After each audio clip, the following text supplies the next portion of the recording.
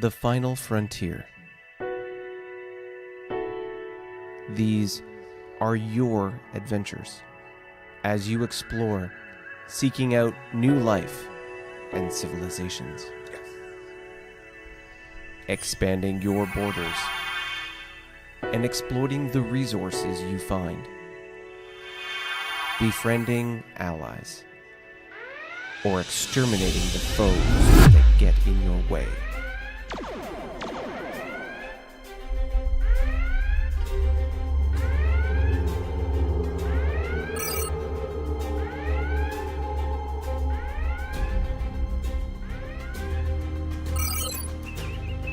Contact detected entering sector.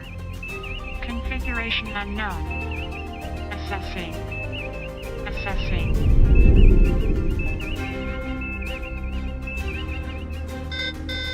Initiating countermeasures.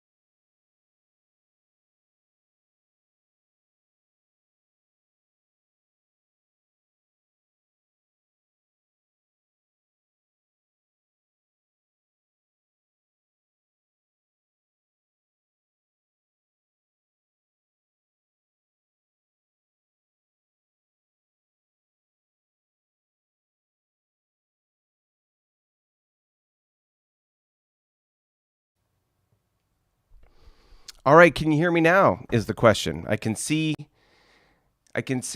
So annoying. No sound, Tony. No sound.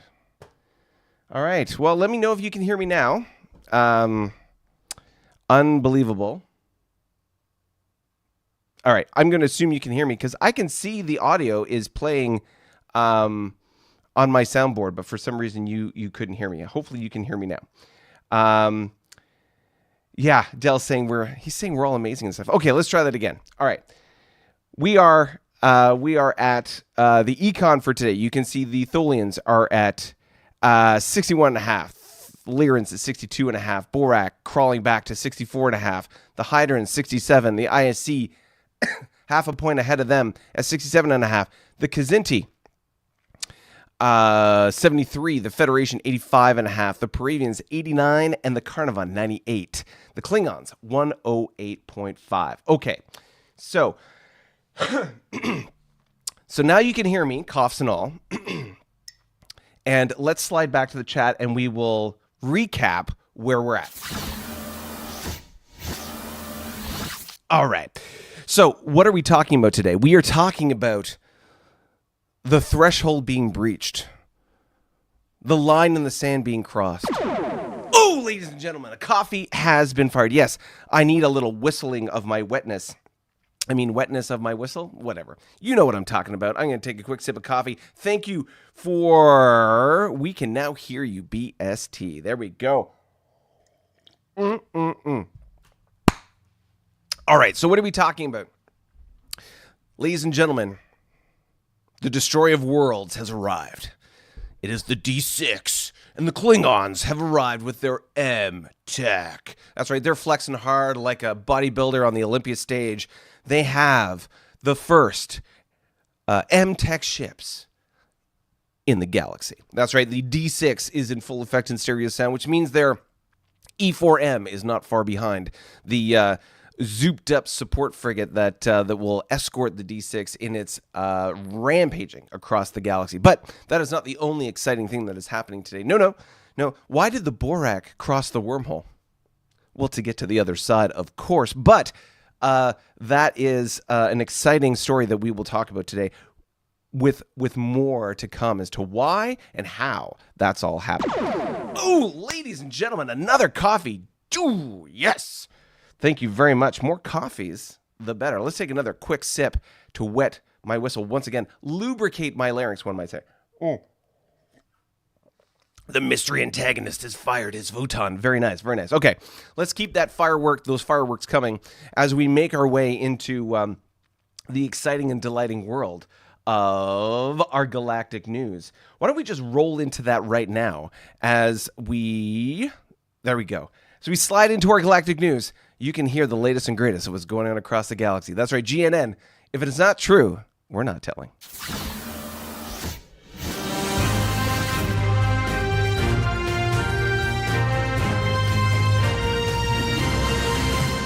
That's right. Welcome to Galactic News. The latest headlines. Return of the prodigal son. After more than 10 years wandering unexplored and foreign space, the frigate Toe Beans has returned to home territory. While the ship is laid up at a base station for refit, the crew have been transported to the homeworld of Cheeseburger for a ticker tape parade and many honors bestowed on them by the glorious leaders. Never has such a ambitious anibus been attempted in the annals of August memory. Thank you for that, Daniel. Welcome home, brave travelers. Stormy weather. Stellar storms centered on the southwest sector of Federation space are sweeping civilian shipping and scrambling sensors. How long will the storm last, and will it move to more critical areas of the Federation? GNN's crack squad of storm chasers will keep our viewers up to date from the eye of the storm. Oh, what's that? What's that I hear? We have a breaking piece of promotional news. Are your facets fading fast? Is your carapace cracked and cooling? Is your magma manable mopey? Then UD Crystal Crunch, the tasty Tholian treat. Yes, Crystal Crunch is guaranteed to bring back that inner glow, which shows you have reached 480 degrees Kelvin, plus 100 degrees of awesome. The out-of-this-world taste of Crystal Crunch will forever be etched into your crystalline carapace like a tramp stamp of flavor. Savor the stony sensation. Tell your fairest friends. Force them onto your fleshy phones. Crystal Crunch, a classic culinary conflagration of crystal contentment. And back to the news. The shape of things to come. From the newly upgraded slipways of Klingons, 3 of the most advanced warships ever have been seen. Let's try that again. From the newly upgraded slipways of Klingons, 3 of the most advanced warships ever seen have leapt into deep space. These are ships of the new D6 Harbinger class, able to cross vast stretches of space and carrying firepower rivaling the dreadnoughts of other empires. This battlecruiser represents a new paradigm in warship design. In a demonstration of their advanced science capabilities, the first ship off the slipway, Harbinger, has already discovered new resources to improve the lives of Klingon people. Surely such majestic ships will herald an era of peace, as no sane empire would fight battles with such a destructive menace. Why did the Borak cross the wormhole? Well, in a move that surprised many a military strategist, the Borak have decided to open up a fourth front in their war. Elements of the Borak Navy transited a wormhole into northwest Paravian space and disrupted the construction of a base station. Other elements of the Borak Navy seem to be massine at the wormhole. All of this, while fleets are still clashing with the Lyran Empire. Is this madness to their method? Or are the Borak resigned to go down in the most glorious manner possible? Is this the apex of avian avarice? Only the Borak High Command can answer such burning questions. And that, my friends, has been the Galactic News. All right. Each box guaranteed to have 1% by volume crystallized dilithium. Yeah, that's what we're talking about. Good stuff. Ooh, yeah, Crystal Crunch. Well, hopefully that was exciting and delighting, because I tell you, that Crystal Crunch is pepping me through today's exciting episode. Oh, goodness gracious. Okay, audio fumbles aside and moving forward at great breakneck speed like our D6s, let's jump into what is happening on the map, shall we? And perhaps we shall discuss what is going on with the fleet cap numbers and the massive Klingon advantage that they seem to have occurred. Incurred? That's the right word. Here we are. Welcome to the map. Let's talk about fleet cap, because, what's up with that? The Borak seem to have a total of 76 ships in their fleet. Notice it's not too long ago they only had under 50, and now they're popping over 75. That's pretty good. With 149 total attack factor, 322 defense, and 348 fleet cap. That indicating that there's quite a skew of crippled ships in their fleet. The Carnivon doubling that fleet number without too much trouble at 145 total ships, 308 attack, 563 defense. Oh my god. And 591 total fleet cap. The Federation, one below the Borak in their total ship count at 75, have a total of 165 attack factor, 299 defense with a fleet cap of 300. The Hydrants are good friends, maintaining that sweet number of 69. 150 attack, 293 defense, 295 for their fleet cap. The Klingons, the bringers of destruction, the destroyers of worlds. Yes, they have 101 ships, not putting aside their wonderful D6s, with a 262 attack factor, 442 defense, fleet cap 476. So they still have quite a few, probably, of those F4s crippled out and about in their territory. The Kzinti, not to be outdone, are at 62 with a 144 attack, 258 defense, fleet cap matching that. The Lyrans at 77. That's the peak of punk, the height of disco in the year Star Wars came out. That's right, 77 with 178 attack, 337 defense with a fleet cap 355. The Paravians, this is going to be an interesting one. They have 34 total ships. 34. That's half of basically everybody else.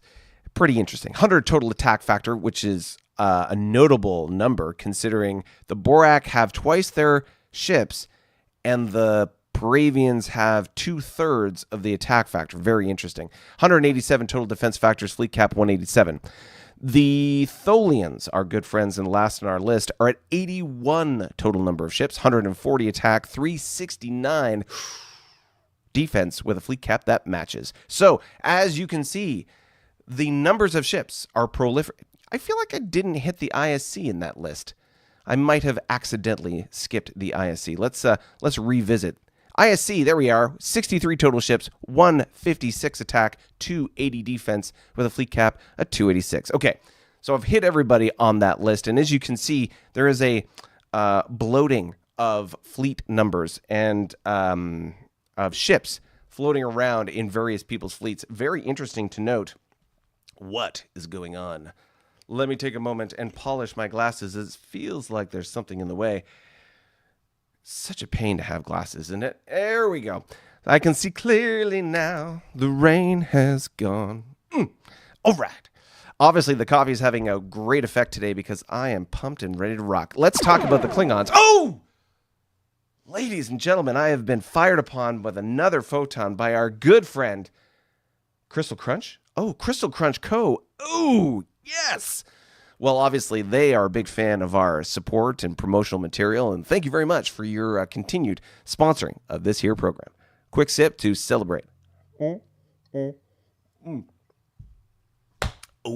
yeah. Okay, let's talk about the Klingons. Let's zoom in so we can get a full effect and stereo sound picture of what is going on. All right, so those Klingons created these D6Ms you can see here on the edge. Just because it's right on the edge, the D6M Harbinger is on the edge of the galactic rim, along with its sister ship, Awakening. So these two ships are floating over in the corner, making the maximum effect of their M-Tech sensors, which will unbelievably accelerate their ability to explore and expand. You thought the Klingons were a behemoth at exploration already. Well, watch out, folks, because now with their M-Tech labs, they're going to be able to escalate their rate of expansion. That's right. Not only will their M-Tech ships, but all ships in their fleet that are using sensors to be able to explore and expand will no longer be suffering the normal 2-point penalty for having early sensors. No. Now they will be liberated of that constraint, and things will be going much faster. So if you thought the Klingons had a behemoth economy before, watch out. There is more coming down the pike. Okay, so let's just take a quick look. They've still got some tugs sitting on their homeworld. I wonder, are they building a whole bunch of... Oh, no, just one YDK. Looks like it was upgraded many years ago, as we're well past 95 spring now. Okay, so we got a couple of tugs. Looks like Home Fleet is still there. I wonder if Home Fleet is involving some more... Nope, still the crippled F4. I am so confused by the proliferation, like the mammoth economy that the Klingons have, and yet their surprising lack of repair for their ships. I'm sure there's a strategy behind it. It's just lost on me. All right, what do we have? We have the R&D team on the wormhole still conducting research with the Tholian Border Squadron in full effect. Let's take a quick look at Tholian Border Squadron. Here we are. Still 8 F4s, no change, nothing too crazy going on there. Exciting and delighting. Green Fleet, Blue Fleet. Oh, looks like Blue Fleet. No, these. I feel like these weren't on the same hex before. Let's take a quick look. Green, Blue. Blue Fleet is still just a bunch of F4s, 5 of them. And then the first War Reserve, I bet you, is the repair contingent. Let's take a look here. Imperial War Reserve, I think it was the first one, wasn't it? Yes, and that's all the crippled ships. So there's 3 crippled ships and non-crippled ships in Blue Fleet. So the War Reserves are cripples, and the non-War Reserves, shall we say, are in the colored fleet. So Green Fleet, let's see, in the rear of, that's a Martok fleet. Here we go. Oh, okay. So 2 F4s, E1Ts with a planetary ground base in tow. Looks like they are maybe making their way to this little developing planet to secure it, perhaps. We shall see. What else do we have here? We have F4G, F4s. Second, I am going to guess this is more crippled ships as we have seen before. Yeah, wow, there's quite a stack of them too. 6 total F4s crippled, sitting there. Northwest Fleet. Okay, let's take a look. Northwest. Northern Reserve. No, that's not what we're looking for. There we go, Northwest Fleet. Boom. So, large exploration freighter escorted by some E1Ts, which is probably just helping it with a little supply and strategic movement. And then West Fleet, which is probably just a couple of little escort ships. Which one of these bad boys? Here we are. Here we go. 4 F4s escorting the large exploration freighter. Good thing, too, because as you can see, there is a auxiliary battle cruiser just off the starboard bow, so it would seem. So, I think we might see a little interaction between this unexpected visitor and the Klingon contingent. We have Red Fleet Joint Task Force Alpha, Beta, and Theta all along the exploration boundary here. We can see, are there bases being built? I see exploration happening. I don't see a lot of base building, which is surprising, again, because the Klingons have so much in the way of money. I would expect them to be building more bases. Of course, building M ships, that's a big thing too. Very interesting to see. Okay, so we're having this exploration occur. We have a pushing down of, based on the number of ships that I can see here, the fact that there is M-Tech, I'm going to be very surprised if the Lyrans can in any way outpace or block the Klingons from coming around the bottom. I just don't see that happening. I don't see them being able to stop them. The question will be whether the suspicions of collusion between the northern factions, specifically the Klingons, the Carnivan, we already knew that was going on, but the ISC and the Lyrans in cahoots with those other two, if that's really a thing. If the Klingons continue to make their way south without pestering, interrogating, or otherwise contesting territory with the Lyrans, it'll be very interesting to see how that evolves, because that would mean that the entire northern contingent is allied against, for all intents and purposes, the south and everybody else. So how are they going to be stopped? Essentially, we're talking about a basically north versus south teaming up here. Obviously, the Borak being the the recipient of some social pressure, shall we say, about get out of our territory. So we'll talk about that in a moment. But it'll be very interesting. Will there or won't there be any conflict between the Klingons and the Lyrans? Will the Klingons just continue south and make their way to the Kzinti, essentially? What will that look like, and how will that evolve as we go forward? It'll be very interesting. And whether the Klingons can, for all intents and purposes, effect an actual campaign so far from their homeworld, seeing as their homeworld is literally in the top left corner. It'll be very interesting to see how the game progresses and what does or does not occur. Okay, interesting. Let's talk about our Carnivan friends. What do they have going on? Well, basically, as we peruse the perimeter, we can see that in the northeast corner, we continue the exploration. We continue the exploration as we have seen it before. Large and small exploration freighters combined with survey ships are conducting survey and exploration up in this. Ooh! Ladies and gentlemen, another photon has been fired. We've reached our episodal goal of 4 coffees, but don't let that stop you. Let's see who sent that coffee. It was Lost Muskrat, our Carnivan player. Cheers, big ears. As you can see, they are up and attentive as the Carnivan are being talked about. So let's continue with our assessment of the Carnivan situation. All right, so we have exploration in the northeastern section. Very few, if any, combat-capable ships in this area, obviously, because there is an alliance between them and the ISC. Also, just as a side note, there are no combat-capable ships from the ISC in this area either. So the threat is minimal to non-existent. as we go to the south part, I'm just going to skip over this concentration of ridiculousness here. We'll talk about that in a minute. So we got the YSRs continuing to push south, tugs facilitating, looks like potentially soon to be base building right here. And they'll continue pushing south, and they'll consolidate that space between the Carnivon, the Klingons, and the Lyrans. Again, bringing together that trifecta. Very interesting to see. But as we go further south, you can see this concentration of ships, which is unbelievable. So Wolfpack 6, let's pull up the Carnivon. Where are you? Carnivon. Wolfpack 6. Boom. Okay, so Wolfpack 6 is the very bottom. Look at this. Unbelievable. There's a bunch of crippled ships there. They'll get repaired here momentarily.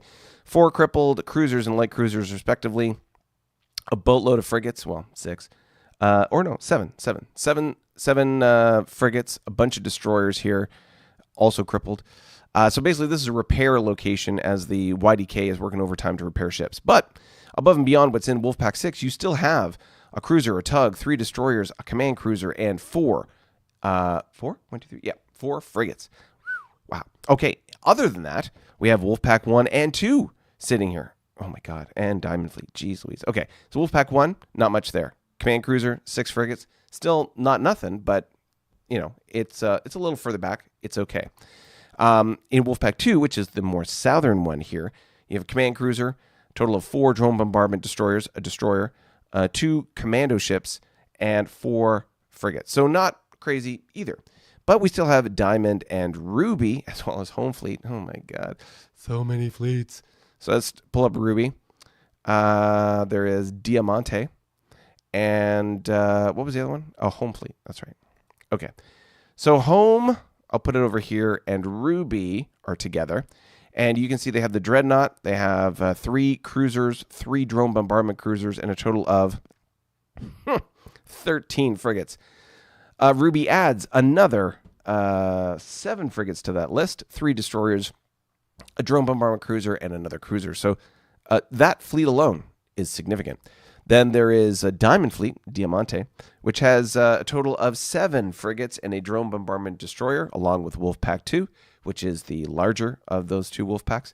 And then just south of them, they have another concentration of ships, a tug, 1, 2, 3, 4, oh my God, 5 cruisers, 3 of which are heavy cruisers, 1 is a drone bombardment cruiser, and 1 is a command cruiser. So it's a lot of ships. Remember, 2-to-1 relative to the Borak, their total fleet count. And it looks like the concentration of all those ships is in this little pocket right here.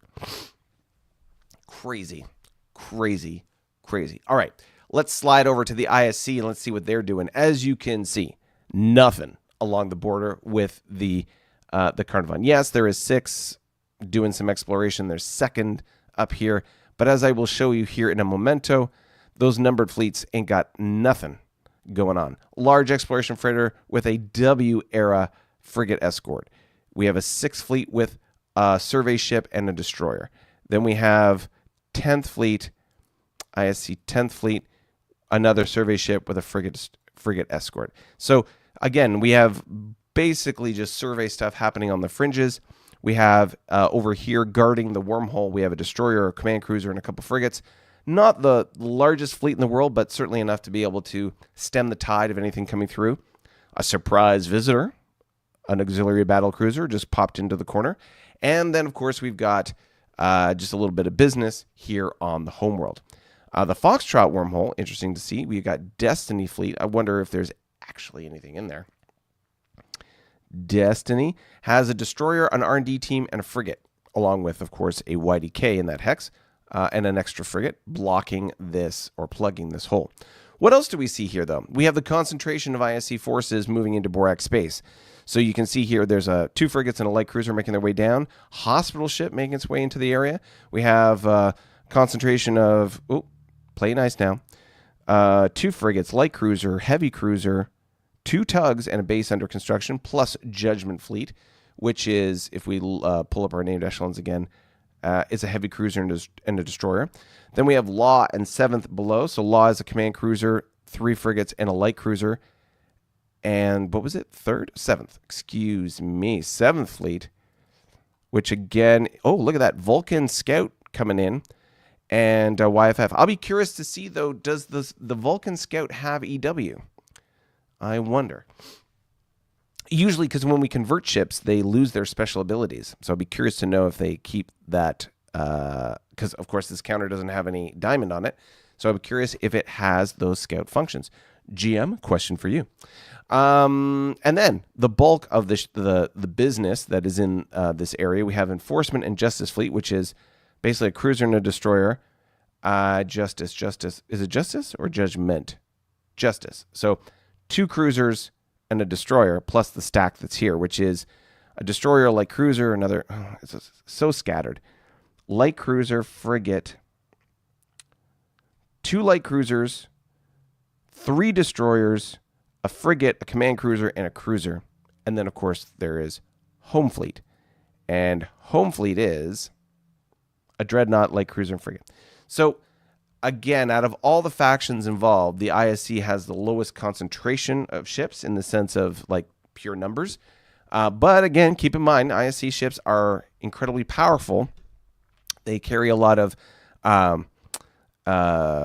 punch per pound, so to speak. So there's quite a bit of business going on right there.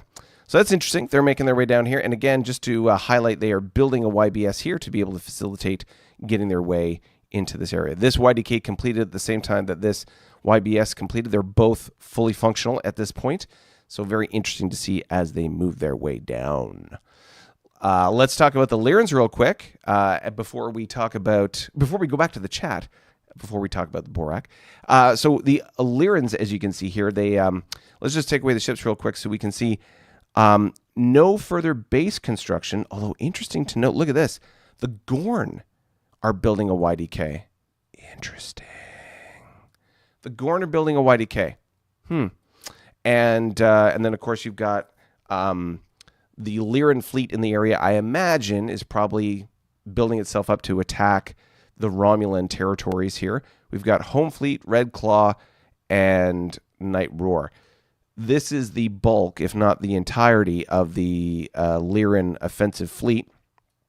Oh my God. So this is Lyran Home Fleet. This is sick. Look at this. 11 frigates, a destroyer, 8 light cruisers, 4 cruisers, a command cruiser, and a heavy dreadnought. That alone is a ridiculously powerful fleet for the Y era. That's really good. Plus, there's a couple other things here, a couple more light cruisers and a couple tugs. That's pretty sick. So then we got Night Roar and Red Lyran. Where do I find these bad boys?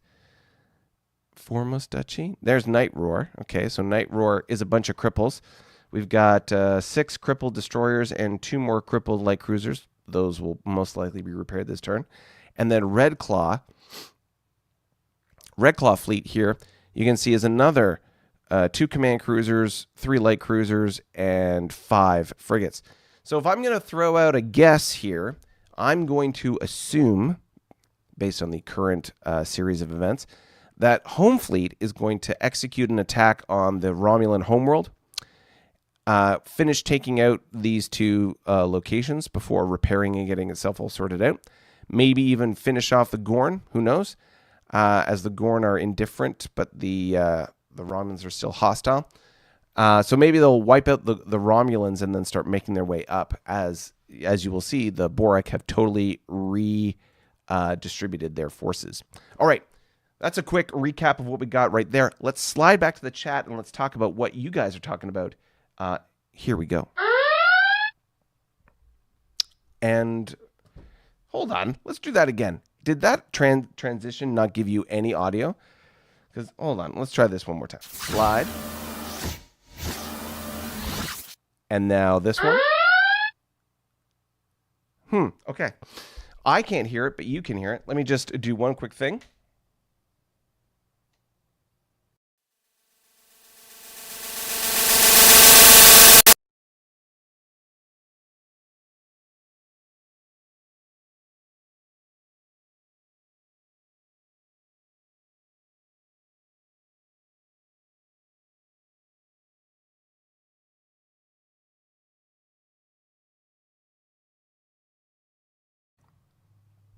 All right. So now I know what happened there. So interesting. earlier in the live stream, I had audio sort of kick out or conk out on my side. I couldn't hear anything. So I restarted my soundboard. I turned it off, turned it back on. And when I did that, the sound came back. But then I guess when I did that, it killed the audio from my microphone. And then I had to restart the audio feed. And then I just did it again to try and sort out the audio. And then that came back. So technical issues abound, shall we say. We'll have to sort that out at a later time. Maybe it's time for a new soundboard or new audio interface. And if that's the case, well, okay. That's going to cost a pretty penny. We'll see how that goes going forward. Let's talk about your chat. Let's pop this out. And got it. Woo! Here we go. All right. So let's go back up to, oh my goodness, Eugene from the first of the broadcast. What are the BIE looking to do? Find new allies, a la the enemy of my enemy is my friend? Is it seeking an escape route into another territory should their homeworld be lost?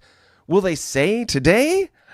Well, our latest and greatest reporter on the beat, Eugene, he's not wrong. We'll find out more as we go on. All right, so everyone's saying hi as we go in. We got Bill Smith in the house, George Forknell, Eugene, Big Slow Target, Jim is in the house, Loss Muskrat. Obviously, everyone's talking about the lack of sound. Chuck is once again piping in with his colorful commentary. Best way to listen to him. And as we move our way down, Lon Jerome is in the house, Daniel, pew pew, and away we go. All right, so once the audio came back, then photons were fired and good things were happening. We talked about Crystal Crunch, and then Big Slow Target starts giving us the business. And where did all the Paravian EP not going to ships go to? Tech? An outright terrifying base density? Yes to both. Yep, specifically strategy for non-repair. The Klingon mothball fleet is broken F4s. Repairing them gives a tactical move to get right where they are immediately needed.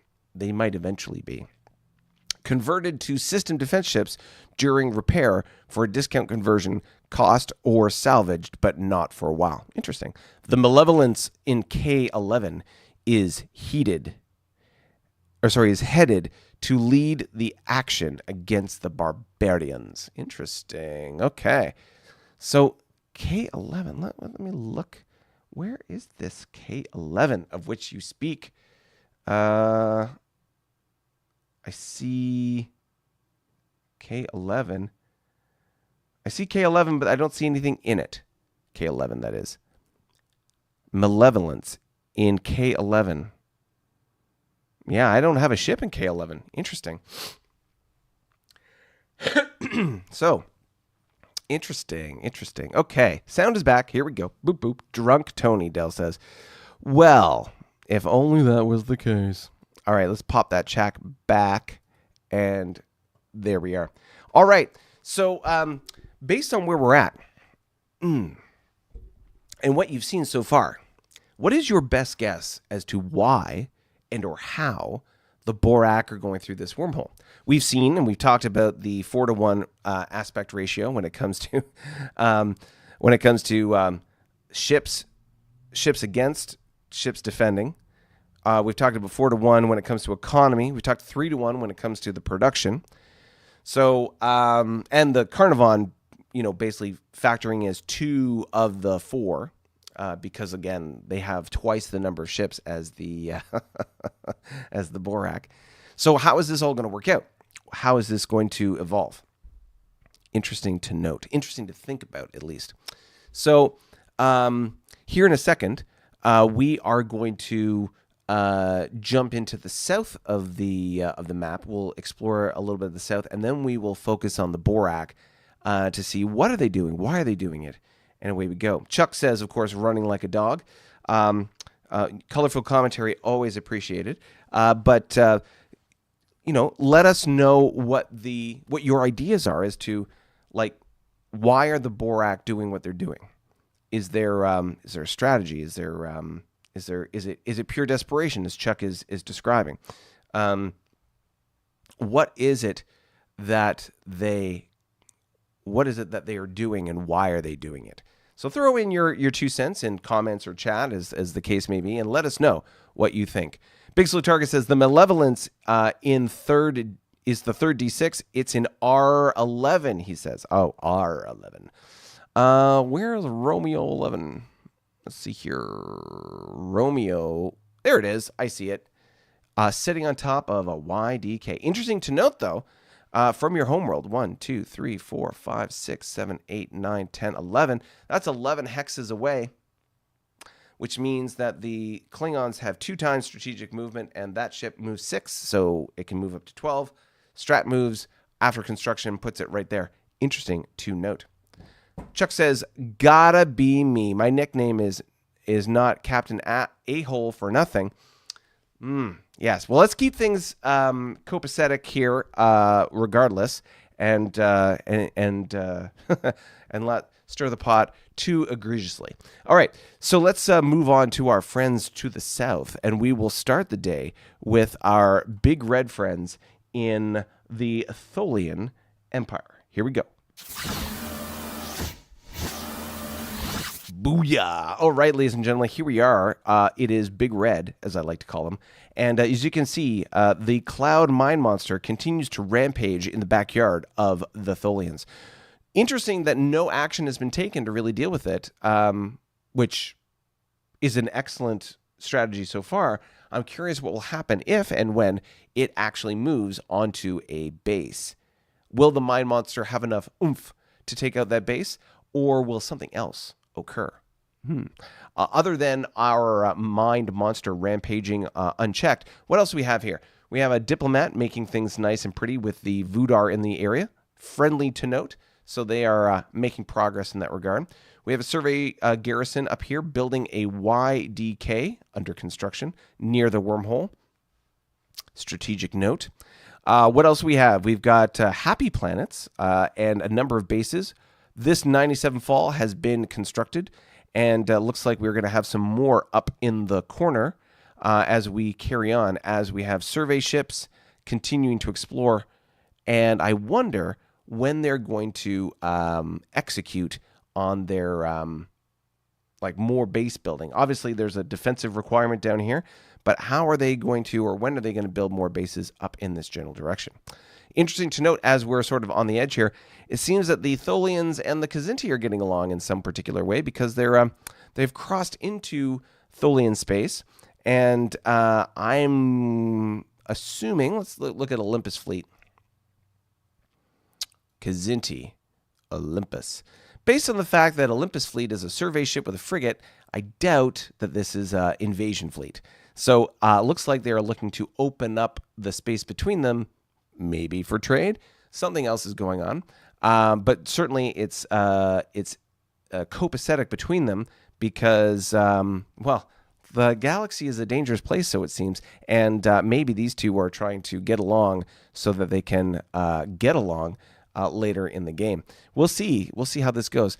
Kzinti and the Tholians, potential allies. Something to think about. Let's avoid the Paravians for a second, as they are my headline news. Slide over to the Hydrons over on this corner. And what can we see? If we take away the ships real quick, base finished construction in the bottom corner. Base under construction in the north.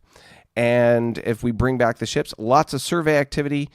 Ooh, look at this. A little colony found in the neutral zone. Very nice.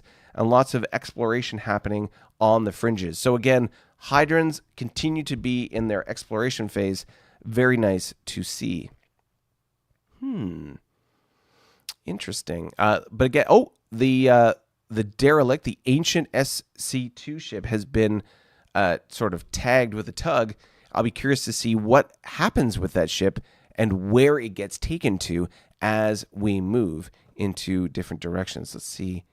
Is there something there? No. Let's move this tug out of the way. No. Let's see here. It is an ancient DN. Okay, so it's an ancient dreadnought. When they bring it back to their capital for conversion, I wonder what it will look like when it's done. Will it be advanced technology, despite it being ancient, or will it be something like a W era dreadnought? We'll see. Very interesting to see one way or the other. So the hydrants working their way up the side, as we can see here, probably going to break on through the other side, into the back end of Federation space. Speaking of the Federation, our good friends with the same 76 number of ships or so, what are they doing? You can see there's strong exploration activity along this coast or this border line. So they're trying to get to the border here.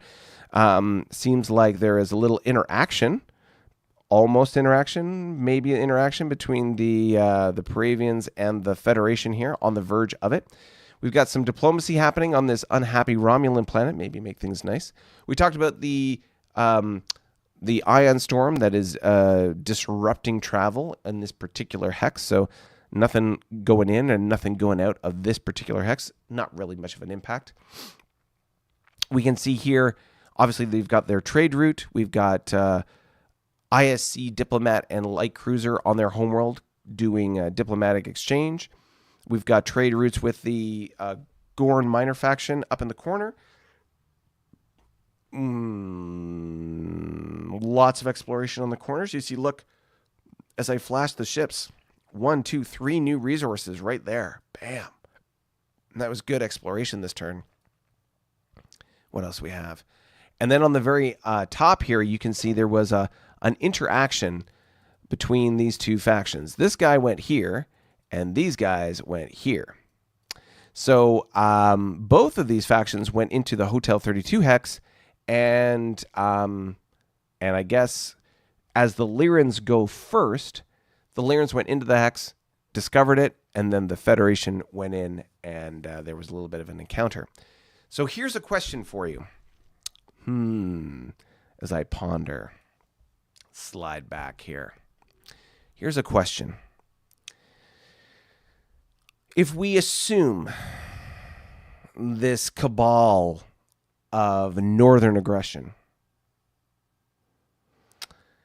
and we look at the track record of factions so far, Klingons expanding aggressively, not necessarily engaging in any player-to-player conflict, but just expanding aggressively. Lyrans, Carnarvon, and ISC engaging in player-to-player aggression. And the Lyrans, obviously, with their war turns, building up a large military capacity. Because, again, if we look at the... where's my cursor? And once we get our fleet cap numbers, the Lyrans are at 77 ships, the Federation at 75. The Lyrans with 178 attack, the Federation with 165. So, comparable. Whereas they weren't necessarily before. The Federation was noticeably ahead of the Lyrans combat-wise. Will the Lyrans, if they have security and safety on all of their borders in the north, i.e. the border with, between the Carnarvon coming down, so that border in the north and northeast is secure, there's not going to be any issues with the Klingons, they can just concentrate all their efforts to go south. Is this the first breach in the fog of war to be able to push in that direction? If they do that, what will that look like? They built a YDK on that hex, which is an interesting, depending on who you are as a player, you might think of that as provocative, building a YDK on a border with another faction. It's not necessarily one, but you might take it as such. And then if a big fleet were to move up there or down there, respectively, what would that look like? We're still many turns away from anything happening between the Feds and the Lyrans, if it were to happen at all. But if that were the case, what would that look like? And, of course, the Carnarvon are good. The IC are good. They're secure in their locations. The IC, if they were to work together with the Lyrans, could come through that wormhole. So you could see the Lyrans and the IC working together against the Feds, if that were a strategy. The Klingons continue to coming down the side. It's going to be very sort of interesting to see how this all evolves. Interesting. I see here, big slow target. The Klingon Empire has formally commended the Borak on their choice to take action against the APCAS, the Andromedan Paravian Kzinti axis of secrecy, with details on Discord. Yeah, so if you don't already have the Coffee and Discord tier within our Coffee being, if you go to that QR code and then the link down in the corner there, coffee.com/New Worlds, if you head over there, you can join us on our Discord channel, the coffee.com/New Worlds Coffee and Discord tier. And you can also see the communiques that in this case, the Klingons are sending to the Borak, commending them on their particular action against the Paravians. We'll get to that in just a momento. So, yeah, like I say, just things to think about as we discuss and look. Let's talk about the Kzinti real quick before diving into the BBB Borak, and away we go. All right, so here we are with the Kzinti on the edge of the map. Again, you can see they are bordering the Federation. We can see there is a large sort of contingent of cruisers and tug, soon to be construction, looks like. Infrastructure building up in the north here. Let's take away the ships real quick. So you got some YDKs up there. That's good. Small exploration ships. Ally 4. I'm assuming Ally 4 is... Once I can find the Kzinti up here. Here we are. Ally 4. So Alliance 4 fleet, survey ship doing its survey stuff. And then as we move further south, you see lots of... Ooh, look at this. 2 resources found right there. And another one right here. Home fleet. Kzinti. Home fleet. What's in home fleet? Well, a DN with a couple of command cruisers and a YFF looking good. So they're exploring, going to the edge of their borders as quickly as possible. And, of course, tugs building YDKs, which help facilitate trade. Of course, you can run trade routes from YDK to YDK and establish a trade route. And so that looks like that's what they may be doing there. And again, continuing to explore. Looks like the tug... Ooh, the Gorn are now friendly. Maybe they'll get to the point where they can make everything copacetic between the Gorn and the Kzinti, and they will join the Kzinti Empire. Medium planet, that's a good 4 EP bump if that were to happen. Very, very nice. So Kzinti, Federation, the Tholians, and the Hydrons. And then, of course, we got the Northern contingent. All right, let's talk about... Oh, yeah, I'm right here, Paul. I'm right here talking about you. My goodness, perfect time.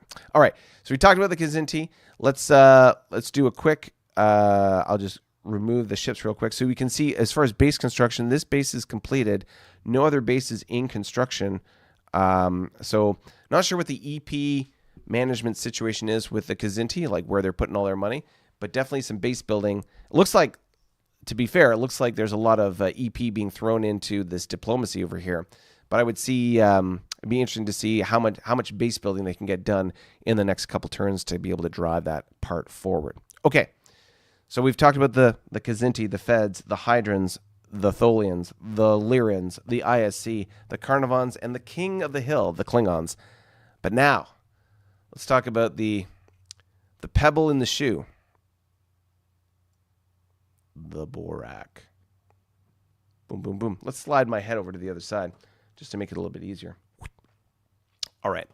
So this, my friends, is the Borak Empire. And as you can see, the turn before, if you need a reminder of what the map looked like, check out last week's live stream. Last week's live stream. There we are. There was a huge concentration of ships down in this neck of the woods. We were defending against the Lyran assault. There was obviously building up of ships here to be able to try and delay or deter some of the advancement of the ISC. And there was an interaction with the Carnivon up here where they destroyed a base and pushed us back. So what has happened? You can see here there is a consolidation of ships. It looks like if we take away the ships real quick, you can see there is a YDK. This is now complete. So 3 YDKs, a wormhole, YDK, capital, and etc. So what do we see here? We see a bunch of crippled ships. And then, of course, as I scroll across the other map, we have the Borak going through this wormhole and Takisa's fleet. Now, what's in Takisa's fleet? BBB, Borak, Takisa's fleet. So Takisa's fleet isn't exactly the most combat-capable fleet in the world. It has 3 frigates, it has 3 tugs, it has a command cruiser, YSR, and prime team.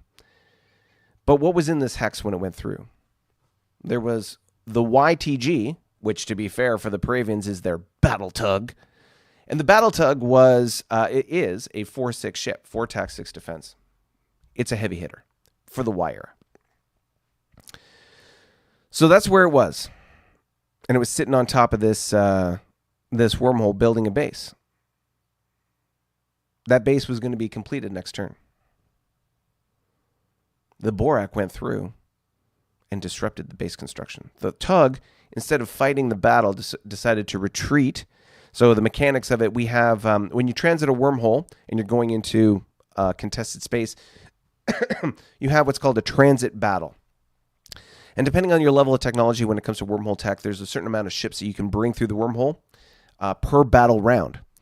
And so while you're transiting through the wormhole, the defender, defending that hex, has the ability to do 1-to-1 directed damage on ships coming through the wormhole. And so basically, if you, depending on what's on the other side, they can like amass a lot of ships and target stuff coming through. The only exception is your command ship. You can put a ship in a formation bonus, and it'll be 2-to-1 instead of 3-to-1. So it creates a situation where wormholes are very easily defended depending on who's coming through and what they're coming through with.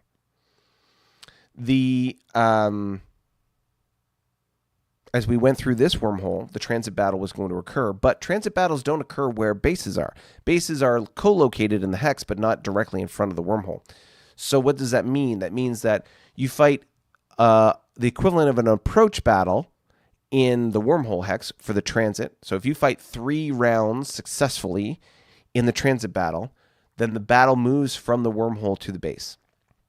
But you got to fight those 3 battles. And in this case, the way the GM has ruled, if you're transiting the wormhole and in this case was uncontested, the tug was able to retreat. Kind of like if you were doing an approach battle and the defender didn't come out to defend, you can retreat. Not quite the same, but nonetheless, that's how it worked out. So the tug retreated, and Takisa's fleet took the hex uncontested. And so now you have 3 tugs, a command cruiser, a couple frigates, and a YSR holding this hex. And as you can see in the area, there's very little in the area, but there is a frigate down here, 2-3 frigate. You've got a cruiser with a prime team, 4-6, and another tug, which is like a cruiser, at 4-6. So a total of like 10 attack factor, looks like 15 defense factors ready to attack. Now, because the Paravians, as we talked about with the economy, are like one of the highest economies in the game, and the Borak are one of the lowest, the Borak go first. And as you may have noted, there is some stuff on this side of the wormhole. We've got a couple fleets and a bunch of ships that have moved up into movement range of this wormhole. And then you've got a stack of things on the wormhole itself, and then a whole bunch of stuff that was crippled last turn that's going to be repaired at these various YDKs. So very clearly there is a move through the wormhole. Why do that? Well, to Chuck's point, it's survival. We've talked about the 4-to-1 ratio of attack to defense, the 4-to-1 economy, the 3-to-1 production. There is no way, like the Borak can make the attack on the Borak home system painful. I can even make it I could probably, if I wanted to, make it incredibly painful for the Carnivon and the Lyrans, because it's a combination of they have to build the infrastructure to support the damage they're going to take as they move forward. Whereas I already have the infrastructure in place and I can beef it up as I fall back. So I'm always building ships and having repair capacity while they're having to sort of claw their way through. So if this was a normal 2-to-1 fight, for example, ISC Lyrans, like I am very confident that the Borak could hold their own. But again, adding the Carnivon into this equation, it's like another 2 factions of ships in this battle, and concentrated in one vector of attack. So what ends up happening here is, from all angles that I can see, it's a no-win scenario. And as somebody said, it would seem that my audio for this isn't working anymore. It's so funny. What? Oh, that's because we're looking at this screen. All right, let's try and change this back again.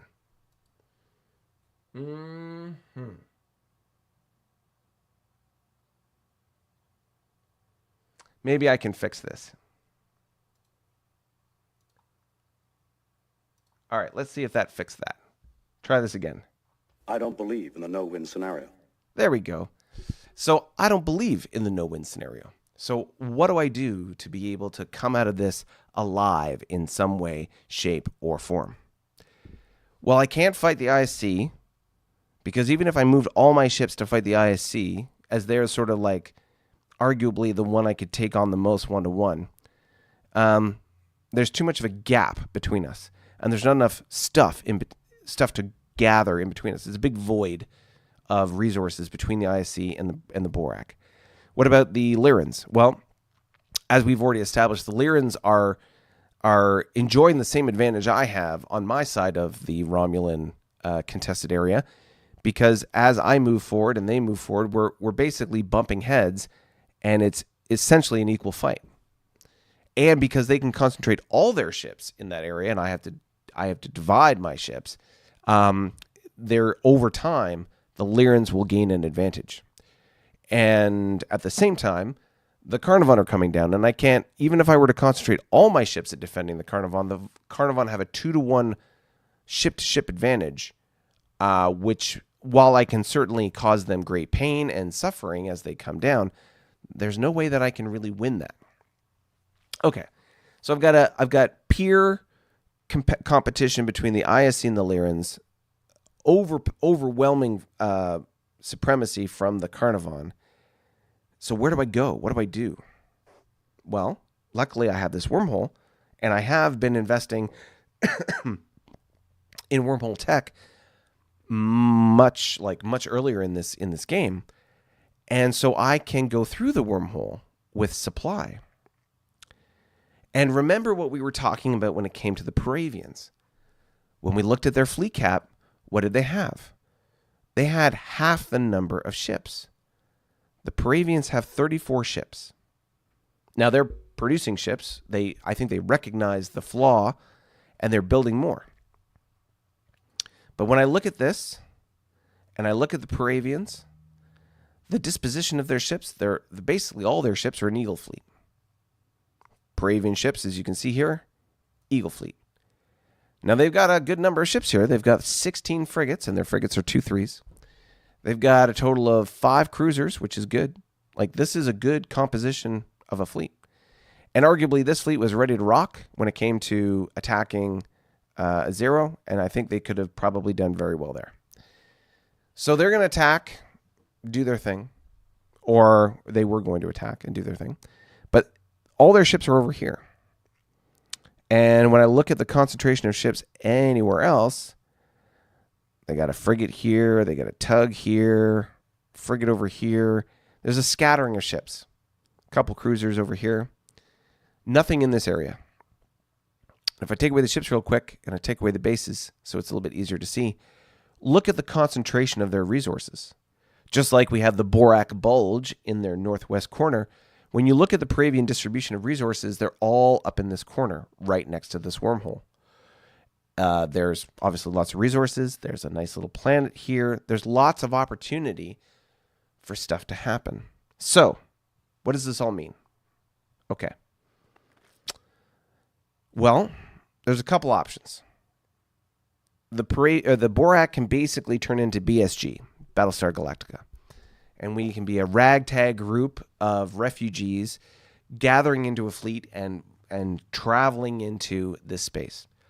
We could negotiate, interact with, and discuss with the Paravians to say, hey, we're refugees in this area. We need a place to be.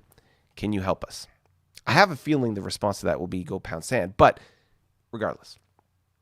However, based on the current disposition and the number of ships that the Borak have combat-wise, and knowing that I can concentrate almost all those ships through that wormhole, the Borak have essentially a 2-to-1 advantage right now when it comes to ships against the Paravians. Whether that means we can defend ourselves against the Paravians, I don't know. Can we prosecute any kind of attack into the Paravian space? I don't know. What is it going to look like if we go the distance before our homeworld gets completely taken? Will we be able to relocate our capital? That's a function you can do in the game. You can relocate, but if we relocate, what is that going to look like from an economy hit, from a production hit? Because, of course, we won't have the slipways.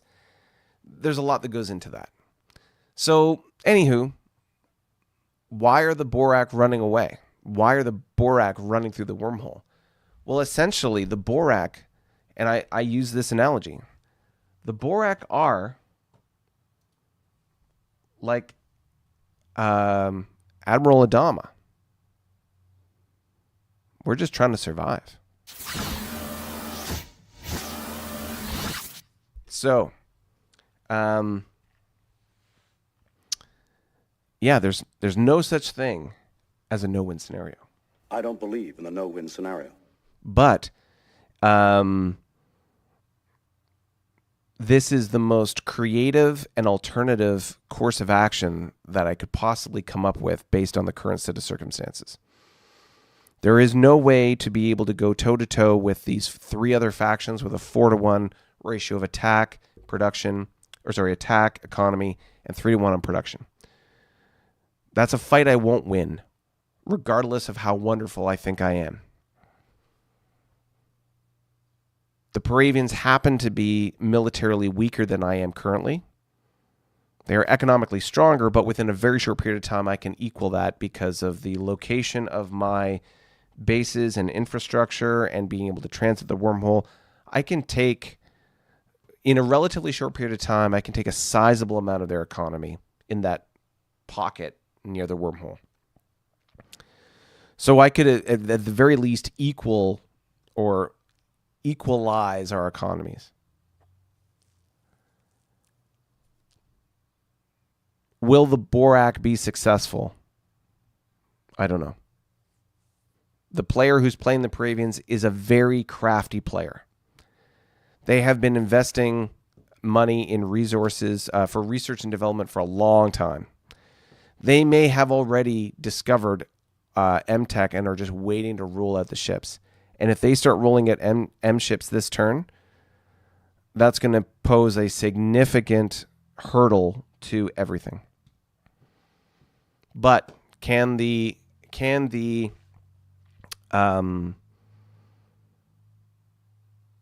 Borak secure their position before that happens? Maybe. Can the Borak secure their position and reach M-Tech in time? Maybe. Will other factions go in to be able to contest or deal with the Hydrons? Maybe. The Hydrons are probably the closest. They're right on the border there, about 2 hexes away through Fog of War to be able to get into Paravian space. I doubt the Federation will involve themselves in anything because, honestly, they've got other issues they got to deal with. So it'll be very interesting. Bill says, reality is the Borak's HOA, Homeowners Association, told them his home world was bringing the rest of the territory's EP value down and he needed to leave. Mm-hmm. Yeah. So apparently the Homeowners Association is the ISC, the Lyrans, and the Carnivon. So lovely Lovely. Thank you for that. Appreciate it. Now we all know why we all love homeowners associations. Yeah. So anyways, that's sort of the current state of the game. That's where we are in the evolution of this campaign. We have some very interesting events occurring.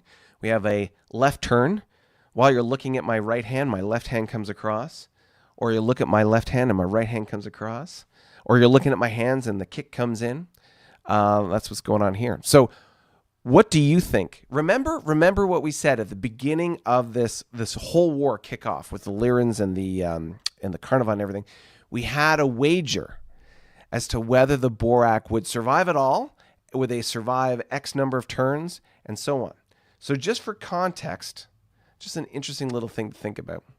For context, the war between at least the Lyrans and the Borak, because remember, the Lyrans attacked first, right? So they attacked first and started off war status in the sense that they started the war between us. And then the Carnivon jumped in like the next turn or something like that. But if we look at the total number of war turns, or like the total number of turns at war, as of this turn, which is turn 64, we are at 1, 2, 3, 4, 5, 6. 6 turns of war. In 6 turns of war, 3 factions have ganged up on one faction, the Borak, and have basically driven them out of their space, or like created the circumstances or the environment to do so.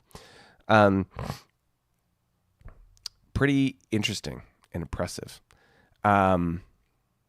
Yeah, Eugene, 19 watching, great number, only 4 thumbs up. Can we do better?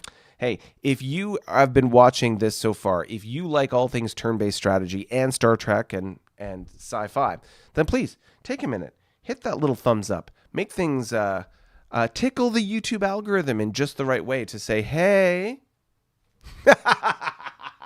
I like what you're doing here. So anyway, tickle it. Maybe you could be like Tom Robinson and be our next subscriber listed there on the bottom, and hit those bell notifications so you know when our next live streams are coming, and those shorts when they release, and those community notifications when they come out. You let me know how that's going to go. But yeah, I very much think it's going to be interesting. And in the context and the history of this game, the fact that so much has been accomplished in as little as 6 war turns, I think is very impressive. In previous games, we've had wars go like, for example, there was the war in New Worlds. There was the war between the ISC, the Remans, and the Hydrons. That war took a total of, I think, in excess of 20 turns, because everybody was in war exhaustion to some degree. So all those factions had gone into war exhaustion. They had huge issues and problems economically to try and recover from. In the end game, almost everybody, or at least all the, shall we say, the defenders, the Klingons, the ISC, the Remans, were all suffering some degree of war exhaustion by the end of it. If this goes off the way it goes off, we'll see what the end result is as far as war turns, because, you got to be, if you're conquering territory and so on, you're still at war. War status anyway. So it'll be interesting to see what the war turn count looks like when it's all said and done. But what is it going to look like for the Lyrans, the ISC, and the Carnivon when that war exhaustion is complete? Interesting. And what will that look like for the long term of the game? If it really is, in like the worst case scenario here, the North versus the South, and you've got the Lyrans and the ISC and the Carnivon and the Klingons all allied against or aligned against the South, the Kzinti, the Federation, the Tholians, the Hydrons, and I guess the Paravians / Borak. I mean, who's going to come out on top there? We'll see. But, I mean, maybe they can both coexist. If the Paravians and the Borak can coexist, who knows? Then you've got 6 factions versus those factions in the North. What is that going to look like? How is that going to evolve? I don't know. Well, the only way to find out is to hit the subscribe button. Make sure you're following along with the live streams every week. Make sure that you're getting notifications for those shorts when they appear. Making sure you're tracking with all the community posts when they come out. And of course, if you want even more than that, you can head over to coffee.com/New Worlds and join us as a community member on our Coffee and Discord tier. And you can follow along with the banter, the role play, and the narrative that is evolving in that, on Discord as we move forward. So, what do you think? How is this evolving? Exciting and delighting. You let me know. What is your biggest question with regards to how this is going? And what's your wager? How many turns do you think it's going to take before the capital is sacked? Maybe we should create a poll. How many turns do you think it will be until the capital, can I create engage with your audience with a poll? Aha, here we go. How many turns? How many turns will the Borak last? Question mark. And the options are, well, we've already passed 6 turns of war. So let's say 10. We'll say 15. Can I delete this poll number?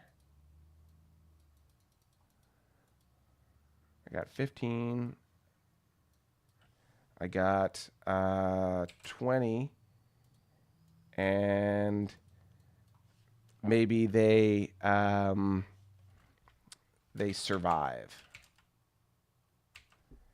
How many turns will the Borak last? 10, 15, 20 turns of war, or will they survive? Assuming that after 20 turns of war, it's a no-go. So here's the poll. Boom. Started the poll. It is in the chat right now. All right. So, if you think we've already lasted 6 turns of war, the question is for you, how many turns total will the Borak last? We've got 4 more turns to make it to 10. Even at their best speed, those 3 factions couldn't get to the homeworld inside 4 turns and have supply and be able to effect an attack. But will they be able to survive up to 15 turns, 20 turns, or will they survive overall and make it out of this whole conflict intact in some way, shape, or form? Where's the 5 turns option, Jim says? Well, Jim, if you were listening, we've already hit 6 turns of war. So thank you for playing along. The little bus is in the back. Feel free to jump on when you're ready. I hurl slag at Jim because Jim can take it, and Jim slags his own or throws his own slag every day we're on Discord. If you want to see that kind of trash talk, the banter that Jim does share with all of us, then please join us on our Discord channel at coffee.com/New Worlds. Yes, Jim is colorful, creative, and very much enjoys pot stirring, toil and trouble, cauldron burning, cauldron bubble, for those Macbeth references. So, hey, let's just see how things are going. Oh, and by the way, I should note for all of those who are watching, Jim does have a great deal of experience with extermination, as he is the faction that was eliminated first in our last game. It's important to remember that. He has a great place to come from when hurling his colorful commentary, and a great deal of experience with understanding how long it does take, because it took him quite a while to be able to get to 0. He deterred the efforts of those attacking him for quite some time. So, You Can't Be Petty says, need another poll for the Hydrants. How many turns will the Hicks survive? Petty, that's a different campaign, and we'll get to that once Splintered Will gets back up and running.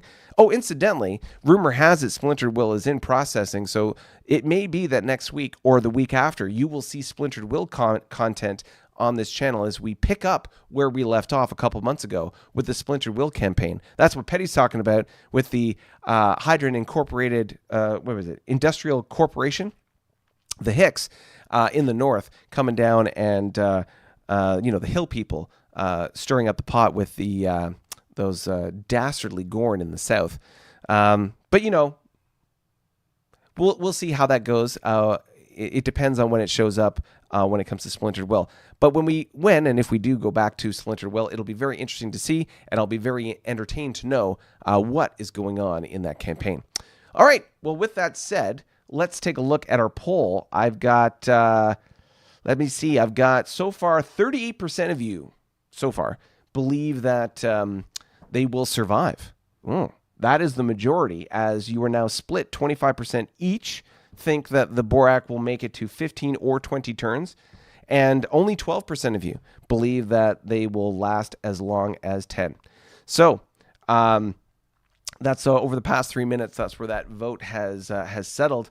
So again, survive is at the top of the basket with 38%. Tied for second is 15 and 20 turns respectively with 25% each, and 12% of you believe that the Borak will only last 10 turns before being completely wiped out.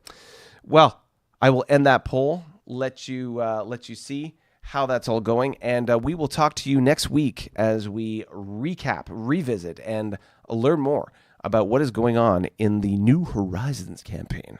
Will the Borak be successful? Will the Klingon D6 rain terror down from orbit? How will the Klingons exact their exploration expertise as they push past the Lyrans? Will they engage the cats to the north, or will they look to tangle with the kitty cats in the south? Who knows? Dogs and cats living together, mass hysteria. Dogs and cats living together, mass hysteria. All right. I will see you all next week. Ciao for now.